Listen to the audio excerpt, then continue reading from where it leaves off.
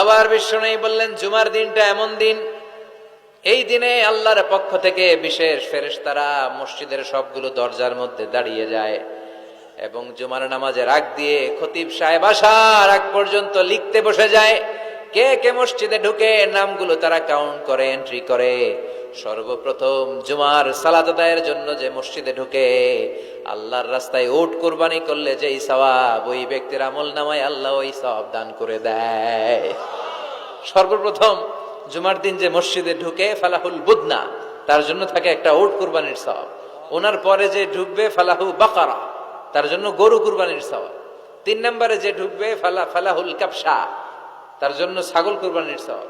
4 নম্বরে যে ঢুকবে তার জন্য ফালাহু আদ-দাজাজা, মুরগি কুরবানির সওয়াব। 5 নম্বরে যে ঢুকবে তার জন্য আল বাইদা, ডিম কুরবানির সওয়াব। সুবহানাল্লাহ পড়ে।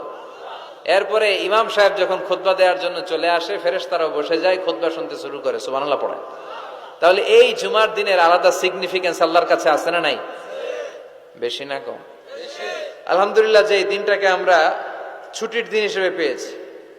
1984 সালে তৎকালীন প্রেসিডেন্ট হুসাইন মোহাম্মদ এরশাদ সাহেবের নাম শুনছেন? হ্যাঁ, উনি এটাকে রাষ্ট্রীয়ভাবে জুমার দিন হিসেবে ঘোষণা করেছিলেন। ওনার কল্যাণে আমরা এই দিনটাকে স্টিল নাও, এখনো পর্যন্ত এটাকে আমরা ছুটির দিন হিসেবে পেয়েছি। উনি ইসলামের জন্য অনেক কাজ করছেন, আবার স্বৈরাচারীও করছেন। তো ভালো খারাপ নিয়েই মানুষ, ঠিক কিনা? খারাপটার আমরা না বলি। আল্লাহ তোমার এই বান্দার এই ভালো কাজটাকে তুমি কবুল করো।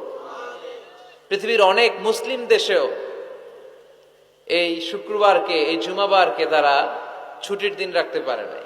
ইভেন মালয়েশিয়া, ইসলামের জন্য তারা অনেক কাজ করে, কিন্তু তাদের সাপ্তাহিক ছুটির দিন হচ্ছে রবিবার। সানডেতে তারা উইকেন্ড পালন করে।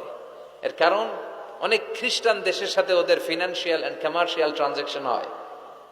তো শুক্রবারে যদি এই কাজ করে, জুমার দিনে যদি এই কাজ করে, আর রবিবারে যদি তারা করতে না পারে, তাহলে একদিন তারা পিছিয়ে যায়। এই ফিনান্সিয়াল ট্রানজাকশনকে ঠিক রাখার জন্য রবিবারে মালয়েশিয়াতে ছুটির দিন হিসেবে ঘোষণা দিয়েছে। কিন্তু বাংলাদেশে সাপ্তাহিক ছুটির দিন কোনটা? খুশি না বেজার? চিল্লায় পড়ে আলহামদুলিল্লাহ। এজন্য রব্বুল আলামিন বলেন, ইয়া